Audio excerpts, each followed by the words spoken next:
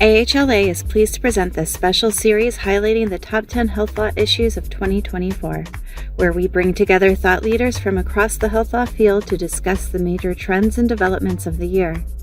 Support for AHLA in this series is provided by PYA, which helps clients find value in the complex challenges related to mergers and acquisitions, clinical integrations, regulatory compliance, business valuations and fair market value assessments, and tax and assurance.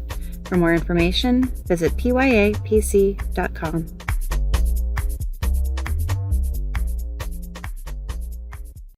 Thank you very much for that introduction. We are pleased once again to facilitate and host on this podcast.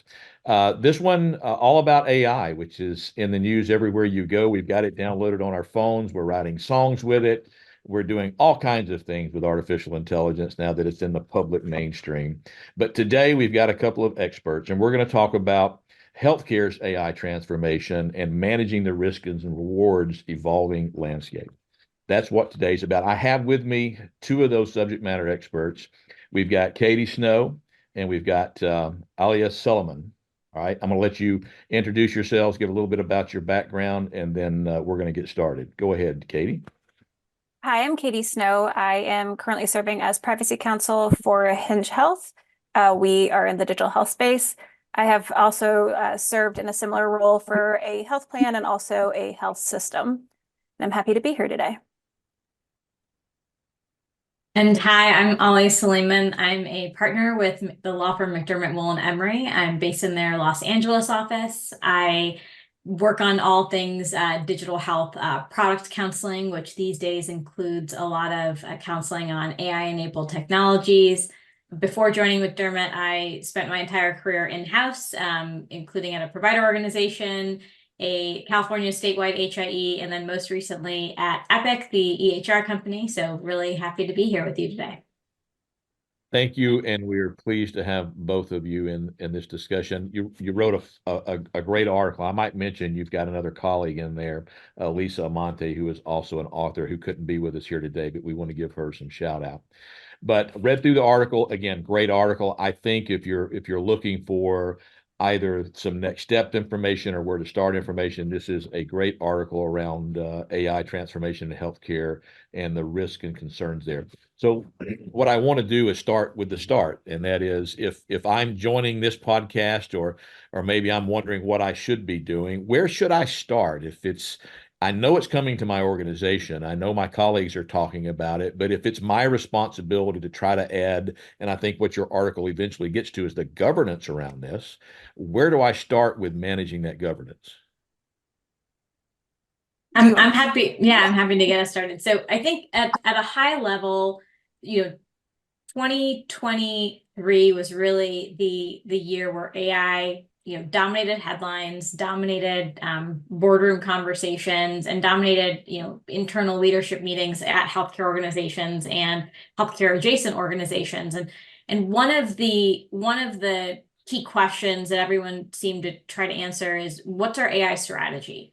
What problems do we have that AI can solve? And I think all three of us, me, Katie, Lisa, really agree on taking a use case driven approach to any AI kind of initiative. And what does that really mean? It means having a defined problem that you're trying to solve and making sure that you can translate that problem into questions that an AI model can hopefully answer for you, or activities that an AI model can streamline for you. A lot of time spent on the problem formulation part of the life cycle can pay dividends later on when you are trying to identify risks, which really come down to AI operating outside the intended use case, that intended problem statement that you defined up front. Very good. I could add to that a little bit to kind of get to the governance piece. I think you're also trying to get at to do that analysis, you have to know what the use cases are, but to know what the use cases are, you have to figure out a way to get that information to the people who are tasked with governance for your organization. So figuring out how those use cases can come and then applying your already existing governance frameworks to them, whether it be privacy, security, or otherwise, is a good way to start that analysis. Very good. And Katie, I'm gonna do a follow-up question because you're a bit of a privacy expert, my understanding. Yeah. So one of the things that we use to affect our governance is policies and procedures. Mhm. And we've all been through the analysis paralysis over the years with the different frameworks coming in, unfunded mandates with HIPAA, meaningful use, MIPS, and all this. So we're all well indoctrinated on assessing and evaluating and building our policy procedure base. Are we doing anything different than does AI create a special needs, or is it really kind of fit within those?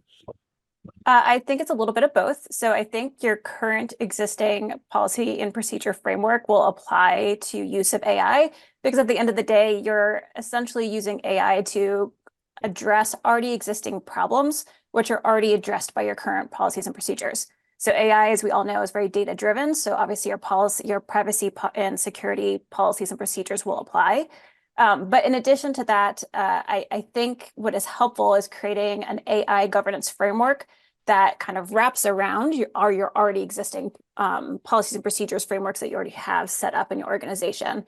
So it's kind of layers on top of it, but pulls in those various different pieces that might be at issue. Okay, so it sounds more like we're going to amend some of our existings to account for the procedures and things around AI, but not necessarily reinvent things because we've already got good policies and procedures likely in place over the years. We just have to do some augmenting. Yeah, so it's kind of like more like layer. How do you get the AI piece to you so you can evaluate it? Very good. So one of the questions that I've had asked me a couple of times is would there be additional legislation around this? And I know there's other bodies that are talking about this and other federal agencies that are discussing it. And I have to imagine that if I deploy an AI tool and that, let's say it's encoding, and that AI tool winds up producing 300 erroneous bills for Medicare, am I going to be able to raise my hand and say, oops, sorry, that wasn't me, that was my AI, sorry about that? Or am I still held to the same standards? So I think this is where we can continue the theme that started with Katie's answer, which is that just like there are existing policies and procedures within your organization that likely apply to your AI use cases, there are plenty of existing laws on the books that apply to the use of AI in particular contexts. So from a fraud and abuse, false claims perspective, Barry, you're absolutely right that healthcare organizations are going to be held accountable for activities, actions, decisions made, even if they, in the same way, even if they were, sort of motivated or partially driven by AI-enabled technologies. We're also seeing, a real kind of evolution in the concepts around sort of shared responsibility between developers of these tools, the institutions deploying these tools, the end users, and sometimes clinicians that are, actually wielding these tools in workflow. And we are seeing these relationship dynamics, kind of evolve over time without a ton to go off of when it comes to regulation or even legislation that specifically puts certain responsibilities during the AI lifecycle onto specific entities. That's starting to change. I mean, just this week, on January 9th, the Georgia legislature just introduced a bill that specifically prohibits healthcare professionals from making decisions or taking actions solely on the basis of AI, generated results, and also requires the state medical board to create rules, regulations, standards that'll be applicable to clinicians. So in the absence of sort of industry and stakeholders sort of deciding kind of what the shared responsibility model will be among themselves, I think we are going to continue to see state legislatures, federal, regulators start to impose particular obligations or responsibilities on different, folks, in that developer, deployer, or end user category. And I think that's important, especially again, for those that are, within the sound of our voice here on this podcast. You talk about the state that the Georgia mandate just came out. Other states are looking at similar.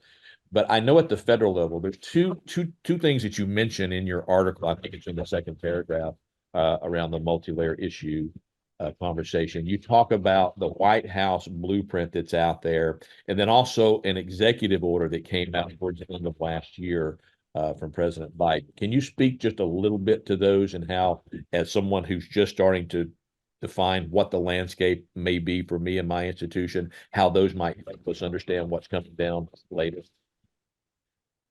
Sure, I'm happy to start here, and I think the key thing to note is that, we talked about how existing policies, procedures, concepts apply. I think what the White House blueprint for an AI Bill of Rights and the executive order that came out in October are pointing out is that there are some unique risks and challenges associated with the deployment of AI, especially in healthcare, that require us to fold in principles, guiding principles to sort of inform all of our decision making and action. So what are those guiding principles? There's a huge emphasis on safety and security in those documents. There's huge emphasis on fairness and avoiding biased outcomes or using data that's sort of unrepresentative of the populations that you are trying to reach with AI products.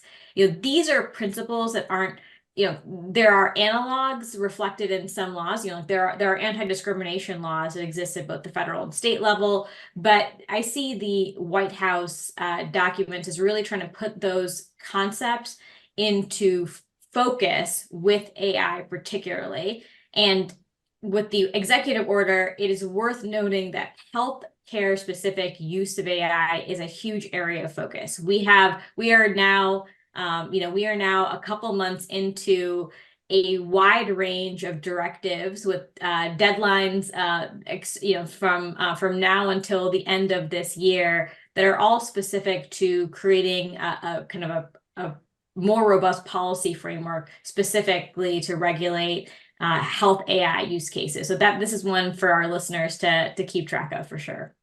Very good. As a former CIO, CTO, and IT compliance officer, we have our primary EMR. You spoke about Epic, and of course there's Cerner and Allscripts, and even smaller ones like CPSI. Everybody's moving towards something with AI. It's almost, if it's not in your conversation, you're not up to speed with what's going on in the industry. But one of the things that I'm curious about, and I've used this analogy in the past, if I ask, hey, have you been in a jacuzzi or ridden a jet ski in the last 10 years, everybody would likely raise their hand. But then I might follow up and say, are you sure? Because jet ski's a brand and jacuzzi's a brand. Maybe you were on a watercraft or a hot tub. So when I hear somebody say, hey, we're deploying AI, two questions come to mind. One, is it really AI? And two, do you have the rights to use whatever you're using in that to pass it on to me? Is there intellectual property issues? So talk just for a minute about what the risks may be around that in healthcare with these modules that are coming out. Yeah, I think Katie mentioned how important data is to these tools, and there's a lot of data and content in healthcare that sometimes folks label as proprietary.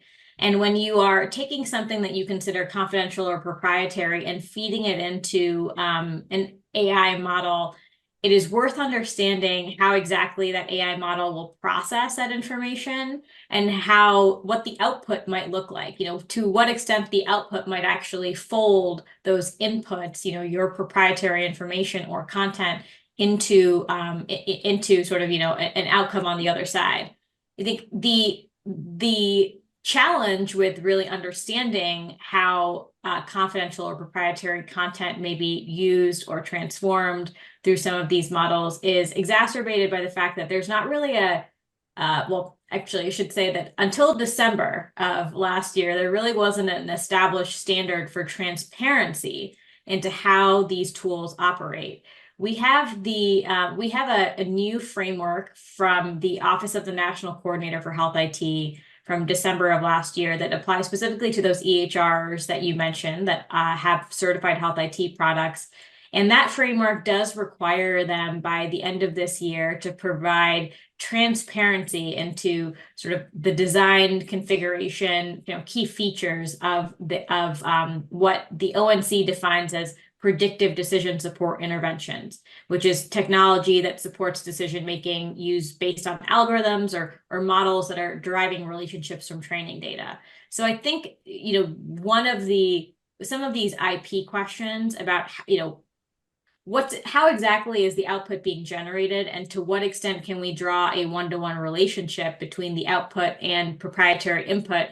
Some of that may be illuminated by what we learn about predictive DSI models as EHRs implement the new regulatory requirements from ONC.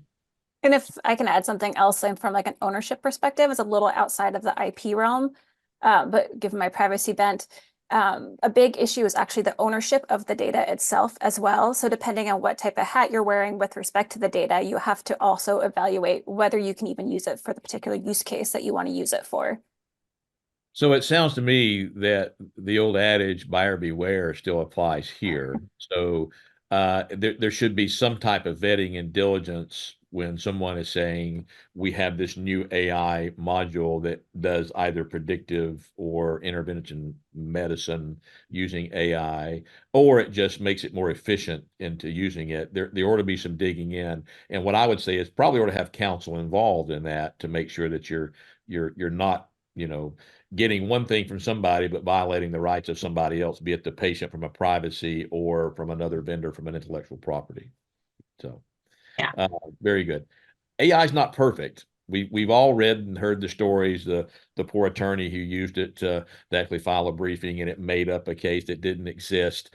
I think now they're calling that mirages, that AI can actually make a lie and call it a mirage, which scares a lot of people who says if AI is coming into healthcare, are there not also risks around it being biased, reliable, fairness? So talk just a minute, because this is something you covered in your article and I found it fascinating.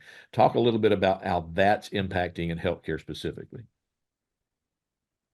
Yeah, I'm happy to get us started on this one too. So I think this really, while absolutely healthcare organizations, digital health companies, undoubtedly have commitments against, perpetuating bias and, commitments to promote fairness, but a broad overarching commitment or principle might not be enough when it comes to making sure that you're deploying AI in a way that actually lives up to that standard. And this is where we go back to the importance of how you formulate the problem you're trying to solve.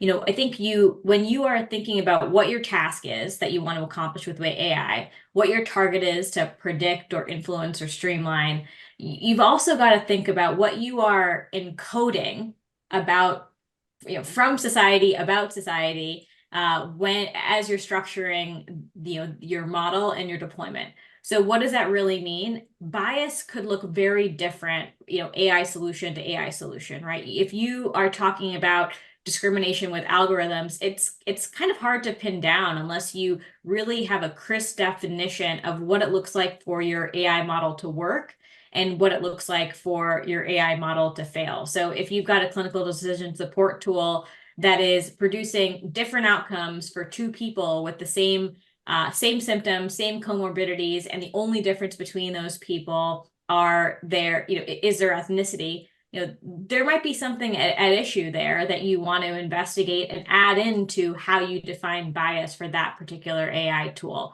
But the tough answer here is that it isn't, everyone gets angry at the algorithms, but the algorithm is doing exactly what we told it to do. It's just that, the algorithm happens to be mirroring a bias or gaps that may exist in underlying data, the actual code itself and what the algorithm was told is predictive or not predictive.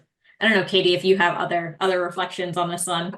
I think what Alia said is exactly spot on. And I think one of the ways that you have to address that and account for it is in how you create kind of your SDLC process when you're testing new tools that you're creating, to make sure that the outcomes you're getting from it are what you expect it to be? And if not, like what kind of changes can you make to the infrastructure of the tool, if you will, like the prompts that you're putting, the directives you're giving to the tool, speaking strictly from a generative AI perspective. So having a robust process where you're testing before going live is really critical, and being really creative in how you test it as well. Because if you're testing it just as if you are wanting to perform the way you want it to perform, you're not going to evaluate all the potential risks that your tool could be creating. Excellent. I think that's great advice from both of you. We've got just a couple minutes left, and I want to end it this way. All of our podcast listeners, I'm going to give them an empty backpack. And in that backpack, I'm going to put your article because I think it's worth having in that backpack.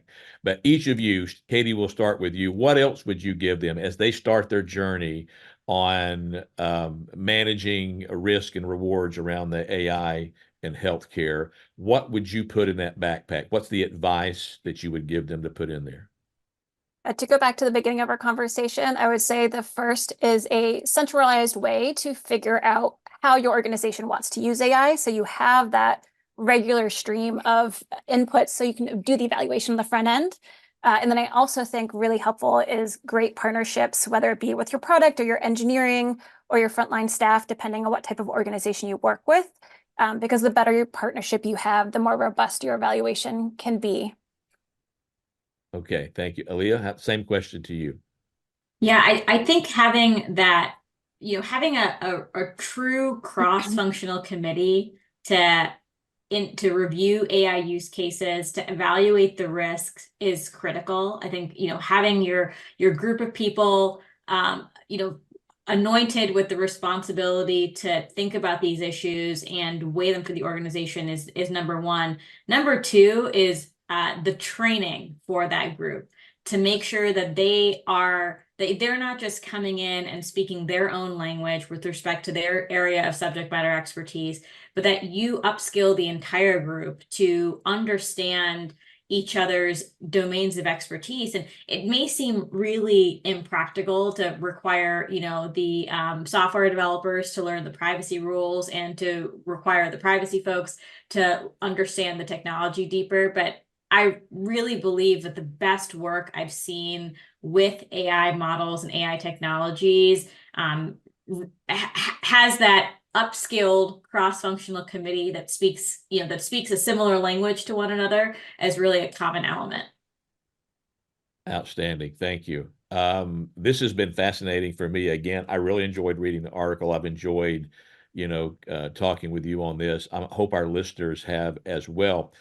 We've been talking with Aaliyah Solomon with McDermott, Will, and Emery, and Catherine Snow with Hinge Health, and their colleague who's absent but not forgotten, Lisa Monte with Athena, contributing to this article. It's the first article. If you go out and look at the American Health Lawyer Association's top 10 podcasts, it's number one on the list there. It's Healthcare's AI Transformation, Managing Risk and Rewards in an Evolving Landscape. We encourage you to go read it and reach out to these folks if you have following questions. We want to thank you for attending today. We look forward to hearing from you and on the next podcast.